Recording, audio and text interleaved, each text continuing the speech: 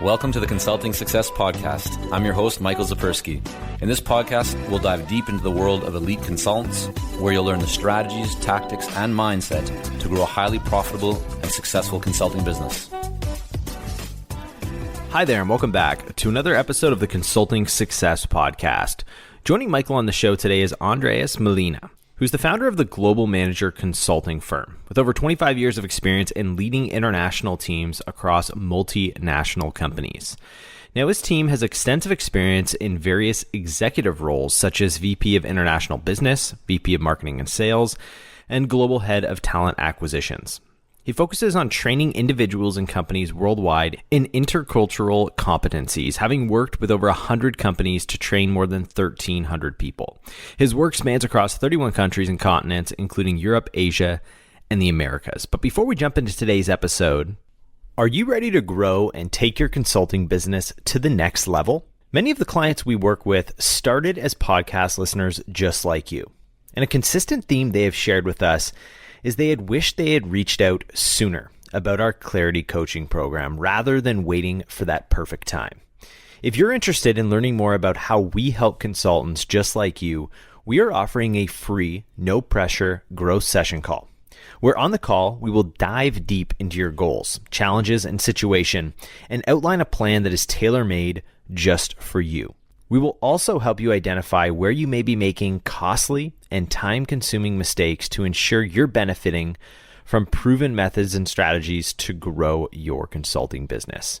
Don't wait years to find clarity. If you're committed and serious about reaching a new level of success in your consulting business, go ahead and schedule your free growth session call today. Just visit consultingsuccess.com/grow to book your free call today. Okay, so now let me tell you a little bit more about what you're going to learn in today's episode with Andreas. First is how to connect with decision makers inside large corporations, how to create sticky customers that don't leave, how to use LinkedIn to position yourself as an expert, how to build a team of freelance experts, and how to structure payments to win more business, plus so much more. Here to share with you his full story and insights is Andreas Molina. Enjoy.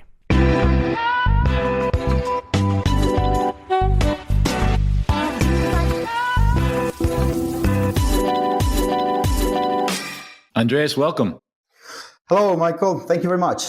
Yeah, looking forward to our conversation here. So I thought we'd start off, you've worked with companies like Danone, Banco Colombia, Siemens, Bangalore University. These are very different types of organizations, right, all around the world. Tell me what went into landing those companies as clients. Why did they select to work with you? Well, let's say the common thread between all of them is that they have multicultural issues. So if you see them, most of them are multinationals or at least local companies that have either providers or clients abroad. And they started having cultural clashes. And at some point, they realized it was affecting their business. So that's when they raise their hand and say, hey, this is bigger than we can handle and we need some help. Great. I want to get a lot deeper into that in terms of how do they find you, the marketing behind it, how you built up the business to where it is today. But just for everybody joining us, can you share a little bit more about kind of the size and the scope of the business? How many people are involved? Where is it based? Average size of, let's say, engagement, annual revenues, just anything that you're comfortable sharing? Go ahead. Absolutely. So we are a small company. We are in total 6 people. Nevertheless, I'm the only fixed employee. The other 5 people are freelancers. And depending on the kind of project, I activate this or that or that. So they are anthropologists, psychologists, and sociologists. So in different projects, I work with different people. Last year, we ended up 2023 with $2.3 million. And the average engagement, I would say, is about 160, 180,000, something like that. Okay, got it. Fantastic. All right. So you talked about the reason that most of your clients in these organizations bring you in is because they're having some kind of intercultural competence issue or a bit of a clash, right, between cultures. And we're in a very kind of global environment these days. I'm wondering, when people reach out or when you reach out, just in general, do most of these organizations, do they see the value of investing in intercultural competence and getting help in that kind of cultural area? And do they have the budget for that already prepared? Or is this something that you find you have to educate people a lot around and talk to them about and really make a case for? Yeah, absolutely. I have to educate people because this is the hardest part, that they don't realize that they have a problem. And sometimes they openly say, hey, Anders, you're selling smoke. I don't have that problem. So I am like, okay, is this happening to you? Is this other thing happening to you? And this is also happening to you? Well, there you go. Then you have a problem. So I would say 80% of my time trying to open my client's eyes in terms of, hey, this is not a normal thing. You shouldn't just take it for granted. This is something that is causing future problems, at least future, maybe present problems. So we need to take care of them. How do you get a seat at the table? Meaning, how do you even get the meeting, right? Have the opportunity to have that conversation with these executives, with these decision makers, if they don't see that the problem exists, right? A challenge a lot of people have, consultants have, getting somebody's attention, getting to the point where they can have a conversation. If the person on the other side doesn't necessarily see that there's a problem or that there's value to be created. So how do you make sure that you get yourself into that position where you can ask those questions and then start to educate that buyer? Well, to tell you the truth, Michael, I'm pretty bad at advertising myself. So most of my clients come for referrals. People who saw me in a company and then they move to another company and then they realize they have the same problem and then they call me, things like that. So usually what I see is that people don't consider that an intercultural clash is the source of a problem or the source of bad performance in their business. So what I have to do is, from the beginning, show them cases. That's the best way to show this is the picture before and this is the picture after. Otherwise, they're not going to buy it. They're not going to understand. Or maybe they do understand, but I am not that clear in making them understand what is the advantage of working with this and working with me. And when you say case, are you referring to like a case study you show them, kind of like a before and after situation? And are these case studies then case studies from work that you have done, or do you also pull from case studies that are just out there in the marketplace that you've found online or read about? Yeah, that's a good question. Usually there are many bestsellers, cases that everybody is talking about. So I take those really famous cases and I show them. And then I go, let's say, a lower level, and I show them what I've been doing with my own clients, these companies I've been working with. And I said, well, now you saw what is going on in the market. Now I will show you what am I able to do in your company. So this is what I did in the last company. They were having such and such problem, and now they are dealing with it in this matter. Yeah. Okay. Fantastic. Now, what I would love is if we could hit the rewind button a little bit in your journey, because I know you're saying that most of your business, if not, it sounds like the vast majority, comes through referrals, right? So it's through people, you've done work, word spreads, people move, organizations, they bring you into the new organizations. That's fantastic, right? That's a testament to how you must be doing great work for your clients. But take us back in time, because in the early days, maybe you didn't get as many referrals or you didn't have that track record of success. So I'm wondering, how did you initially establish yourself when you didn't already have that track record of working with a lot of companies, providing consulting services, helping them to solve these problems? How did you get your foot in the door in the early stages? How did you get to have a seat at the table to have a conversation with those people? Absolutely. My major is international business. So at the beginning of my career, I started working with multinationals, always in international business or, new market opening and so on. So I worked in America, then I moved to Germany, to Austria, then Colombia. In all these countries, in the multinational companies, I worked in the international sales department. So it was a place where, because of the nature of my work, I had these clashes with people from all over the world on a daily basis. So one day I asked myself, is this really so complicated? Has this really have to be so painful? Or working with people from other countries could be a little bit more softer, easier? So I started doing my research, and then I realized that there was like a wave of authors writing about it, throwing in the market some researchers, very interesting researchers. So I started applying this knowledge into those companies I was working with. And it started giving me a lot of benefits from day one. So I said, like, wow, this is really something. This is really a powerful tool. So I started working with my own company, with my own teammates and my own clients and so on. And then people from other companies or from other departments would call me and say, hey, Andres, you solved this problem, or now you seem to know a lot about working with other people. Can you help me with this? Because we are negotiating some machinery that we are bringing from another country and so on. So I started like that way. And one day, one company called me from Argentina and told me, hey, how much would you ask me for coming here to Argentina and help me with this situation? Because I have this issue with Chinese providers. And I was like, wow, oh my God, I have no idea. I have no idea how to charge you because I've never done it. This is not my job. So I just said like a random number and then say yes. Of course, I realized that it was very cheap. Yeah. So they said, yes, come here. So I went there and we started working. And then a Chinese company called me because they were involved in this machinery that was being sent to Argentina. So that's how they met me. So they called me and told me, hey, we're a Chinese mining company, and we have a lot of issues in some African countries.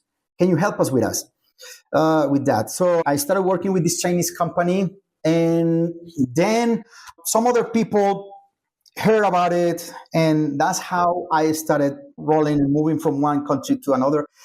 But to tell you the truth, it was never in my mind to become either a solo or a consulting company. Never. I was just doing it because I enjoy it, doing it because I was curious about the way you can work with different cultures, people from other countries, in a profitable way, in a way that you can get the best out of that relationship. But never, ever I saw it as a business. When did you realize that, hey, this is actually a business and it has great growth potential and I'm making more money than I'm even making working in a company? Like, at what point did you get clear on this? I should actually be serious and go all in on this. When I started realizing that my agenda was getting full, there was some point that I had to decide.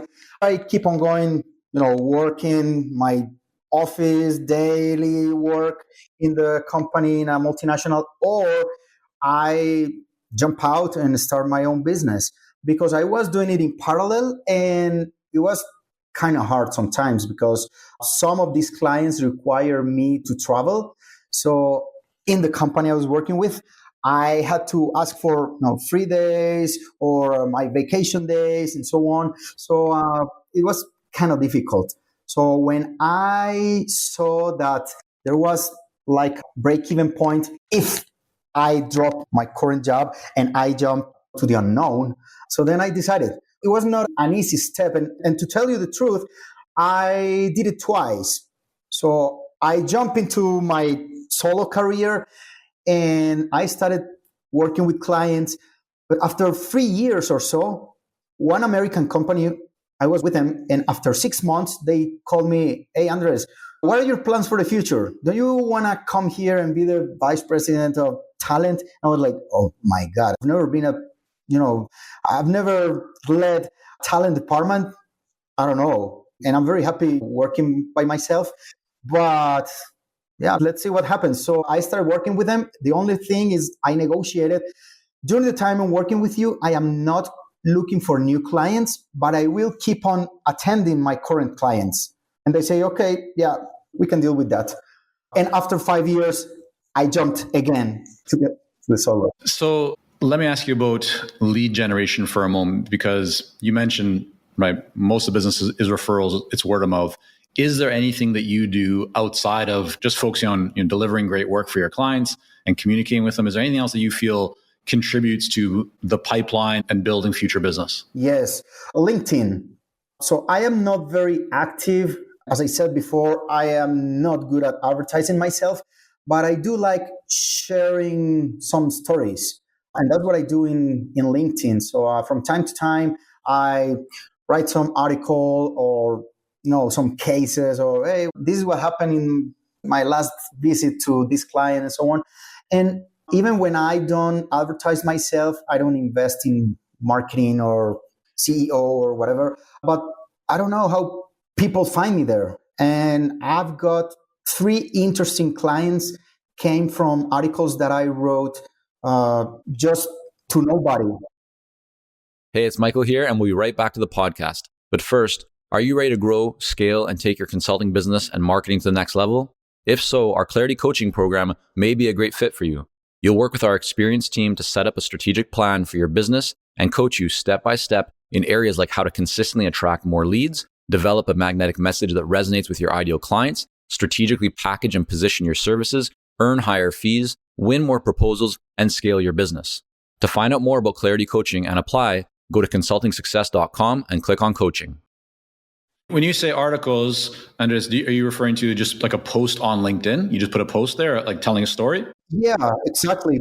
Yeah, post and articles in LinkedIn. And there's this, now you can post like some documents, full documents. Sure. So this is the kind of stuff I do in LinkedIn. And when you say that you're active on LinkedIn, give everybody a sense, like how active? Are you posting every day, a few times a week? What does that look like? Well, right now I'm kind of quiet in LinkedIn.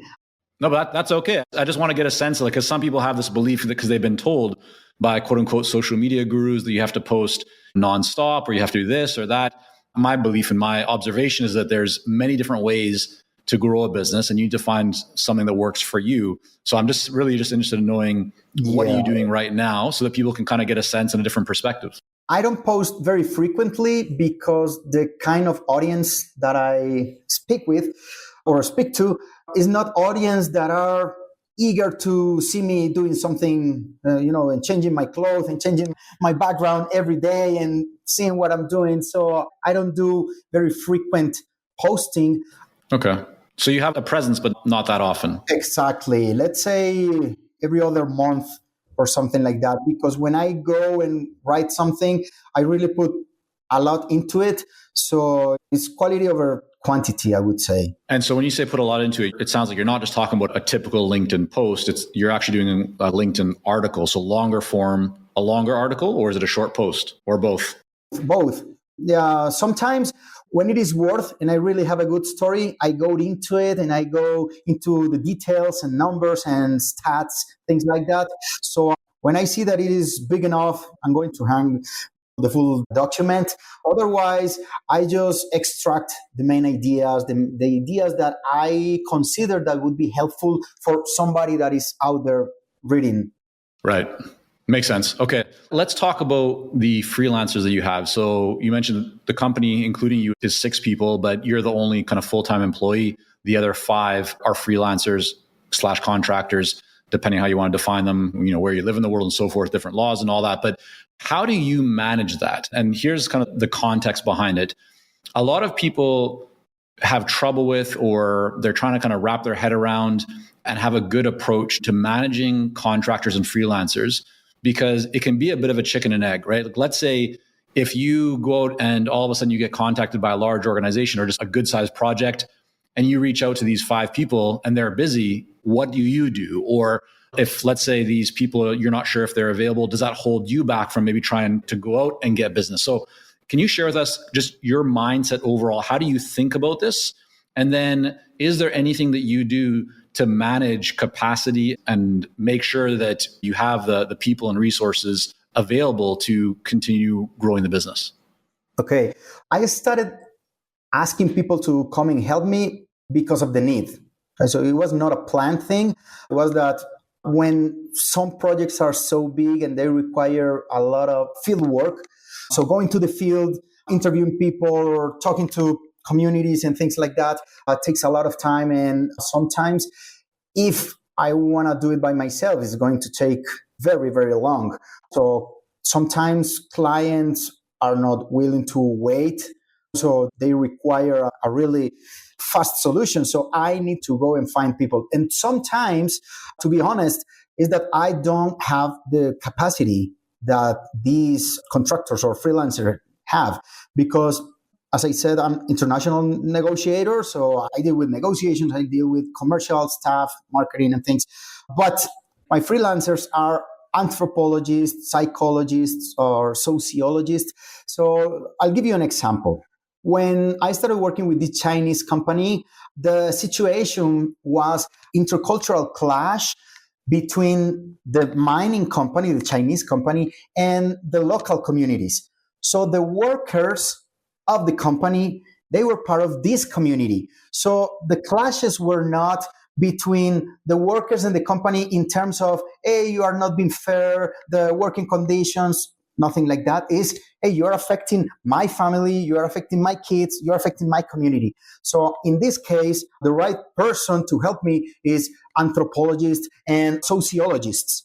But in some other negotiations where I apply these cross-cultural, but sometimes the projects, for example, negotiation between a company and a union. So therefore, I do require more organizational psychologists and people with these different profiles. Right. So let's just take a situation where maybe you're contacted by a company, a person that wants your help. When that happens, what's your process? Do you then think about, I mean, of course, you're going to think about who do you need, maybe which contractors, freelancers do you need on this project?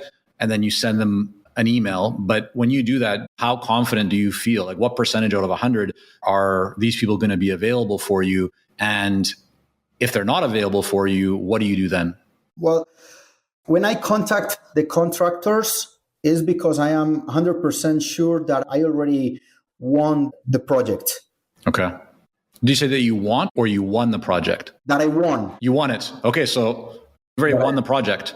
So the process would be like this. When I contact a client, I would go, I hear their needs, I show them what we can do for them. And once we negotiate what is going to be the intervention or the help that they are going to receive from me, I go back and contact the freelancers, because then I know what is exactly what the client is contracting me for. So therefore, I know what kind of profile of a freelancer I will need. So I contact them with the security that there is going to be a project. So I usually get a yes, because these kind of projects that I work with are not immediate projects. Like usually they are not calling me to start tomorrow, but we need to have some plan. How long typically from the time they say, yes, we want to do this, to the project actually being started where the freelancer needs to get involved? A couple of weeks. Okay. When I call my freelancers, they usually are busy at the moment, but we can plan because we are talking 2 weeks, 3 weeks ahead, so we can organize time. Got it. Okay. I think that's going to be very interesting for some people to hear, because maybe a typical assumption that many people would have is that as part of your proposal, you would mention either the names of the team members or at least kind of the title or the group of experts on your team. So my guess is, correct if I'm wrong on this, you may mention the kind of the talent and the team that you bring to the project, but you're not mentioning the names of the people in the actual proposal or the conversation until afterwards. Is that correct? Or is there something different there? Yeah, that is correct. Yeah. Okay. Makes sense. Okay. Let's talk about your actual services and how you deliver them. When I went to your website, your main offering is workshops.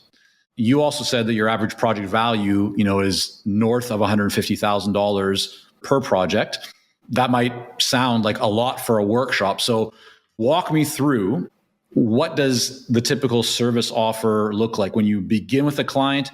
Does it start with a workshop and then go into a different direction? Is it multiple workshops? Is it just one big workshop? what does the actual delivery and service look like? Yeah. So the workshops go from half a day to 3 days. That's usually the length of the workshops. But in these workshops, I have two kind of workshops. One is closed company, so it's just for one company, in-house for this company. And then there are other workshops that are open public. I work with these workshops very often because they are a very good way to show people what I do and what they can get.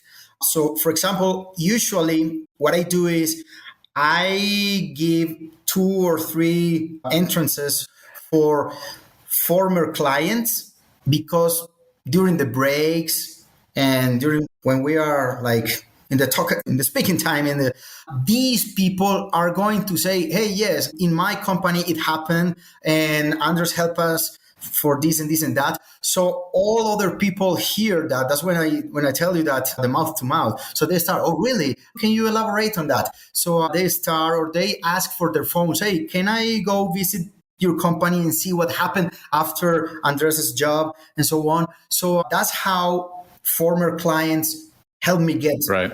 And how do you market those workshops? So, because I know you said you don't do a lot of marketing. You obviously have networking connections, but specifically with these kind of more public workshops where you're inviting different people from different companies, like how are you filling the seats for those?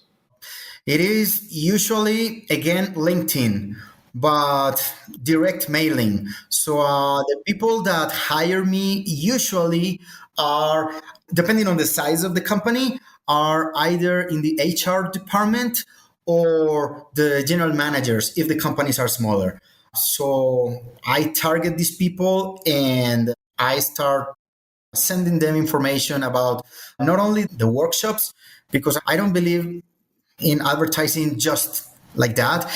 It's like more, hey, you know what happened to a company similar to you and they had such a situation like the one you are crossing through now. This is what happened. This is how they were. This is how they are now. And this is what we did for them.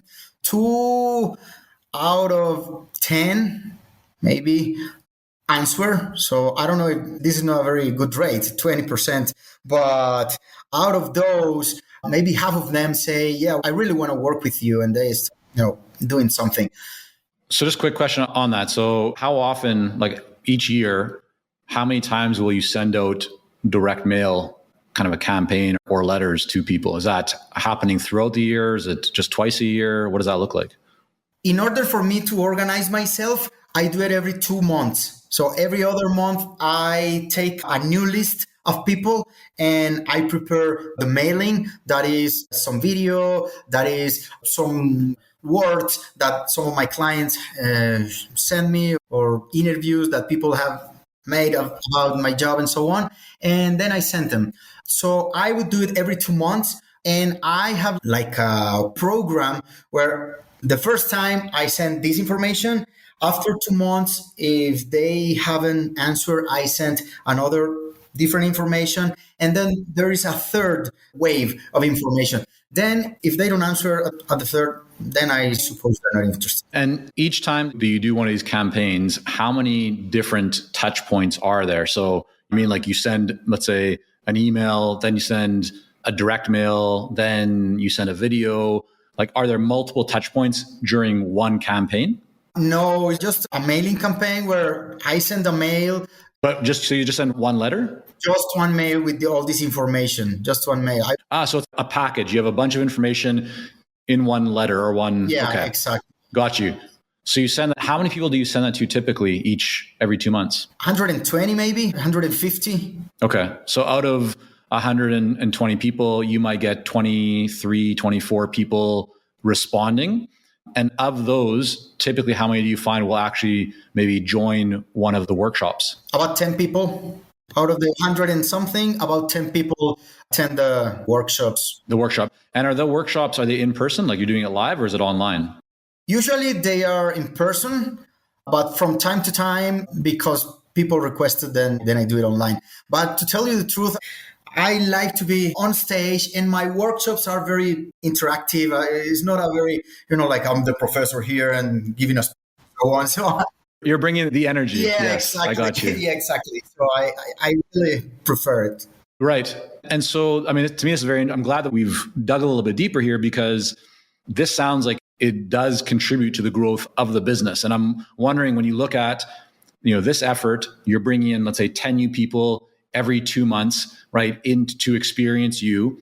Then there'll be a percentage of those people, like say out of 10 people, you have 1 or 2 people that will move into a larger scale project each time. Is that also about accurate or? Yeah, usually they come either from there or former clients. So yeah, I would say 6 out of those 10 people, yeah, maybe 4 would say, no, less, yeah, maybe 3 would say yes to a project. To a project, okay. Yeah, to a project. Right. And then once I am in, we started with small projects, then bigger, and then we are growing. So when I say that an average project is 160, is not that I invoice at once. One invoice or 160 is that the whole package of a client is that, like in average. Right. Got it. And the workshops, are those paid or are they free for the people that you're saying that the direct mail to and those that you are inviting to come? That's a strategic decision. Sometimes I decide to do it for free, depending on the kind of people or the location. So if I know that there are club people going there and that I require that these people are there, I open and do it either free or for any symbolic fee or whatever. What's a symbolic fee? Like $1,000, $50? Give me a sense of what does that look like? Symbolic is $25 or something like that, just for people to know that they are paying for something. Because when you give something absolutely free, they don't value it. Actually, they don't go because they think it's a worthless thing. Yeah, that makes sense. Okay, so a lot of your work starts with a workshop, and then that's how people will bring you in. Then you'll start doing a small scale project that might expand to another. And then if you look at kind of lifetime value of a typical client, it might be $160,000, give or take. That's right. Got it. Okay. I'm wondering how you think about scaling and growing this business, because right now it's you as the full-time person, these 5 freelancers that you bring in when needed. Before we hit the record button, you mentioned this is a good business, right? You have good margins. There's solid revenue, especially for the size that you are. How do you think about growth? Are you looking just to maintain where you are and get more systems in place? Is your goal to maybe remove yourself a little bit from some of the delivery? Is your goal to bring in more full-time people and build a team? Just talk to me a little bit about the future and what you're working towards. I don't think I would like to make this like a big company, because I really, really enjoy attending the clients myself and being the one throwing the workshops and being the one doing the speeches and everything. Of course, at some point, if things keep growing, I will need some of these freelancers to become, full-time employees. The good question is, will I wait until we grow to hire them, or will I do the best I can to make it grow and to hire them? That would be a good question for me. Yeah. You know what we've observed with clients over the years, that oftentimes when you make the commitment, first of all, to back up, right? If you know that you want to grow, if you know that you want to make a bigger impact, if that decision is made, what we've seen quite often is that when you make the decision to invest in building the team, right, then you go to work on it, right? Whereas for some people, if they don't do that, if they say, I'll wait until I get to that next level, then I'll decide, you're never fully pushing the gas pedal as much as you can, because you're just kind of balancing that. But if you've made the investment, now you have people that you feel a responsibility to, and that often drives the founder or co-founders, whatever it might be, to push a little bit more, to take a bit more action, which leads to actually creating the growth. I read something recently, which I've heard before, but it kind of restated or kind of brought it back into my mind, which is that what most successful leaders focus on is growth. It's not on saving money, right? So saving money, or cutting expenses is fine, but that's not what most leaders really care about. Most leaders care about growth. And so if you find ways to optimize and to cut expenses, great. But what leaders want more than just that is finding ways to grow the organization or grow the business or to grow the impact. So yes, I think these are great questions. And as we talked before, there's no right answer. It all depends on what you want to create. And then once you're clear on that, then you can figure out the best path to get there. Absolutely. You're right. And I mean, maybe my fear as an entrepreneur is that at some point, if I grow, I will lose the chance to work with my clients. I would say that would be my real fear. But being able to manage that, yeah, we can grow. Yeah, you can grow. I mean, another option, and we can chat also after on this too, Andres, but increase your fees, right? So if you want to grow in terms of revenue and profit even beyond where you are right now, by simply increasing your fees, it means that you can continue working with the same number of clients, but just make significantly more with each client that you work with. As long as the lead flow, right, and the opportunities are there, it's a great way. We've always found like the lowest hanging fruit is usually pricing before you even do anything else. So we can chat afterwards if you want. But listen, I want to thank you so much for coming on here today, sharing some of your story and your journey, a lot that people can learn from this. And I want to make sure that people can learn more about you and the work that you do, Andres. So where's the best place for people to go to learn more? Yeah, absolutely. The webpage is www.globalmanager.co. Yeah. And you can find there all the portfolio and the services and everything that we are doing right now. Okay. We will have that linked up in the show notes. People can also check you out on LinkedIn if they want to learn more. So we'll include all that at consultingsuccess.com. Just head over to the podcast page and you'll find the interview here with Andres, the full transcript and summary. So thank you again so much for coming on. Thank you very much, Michael.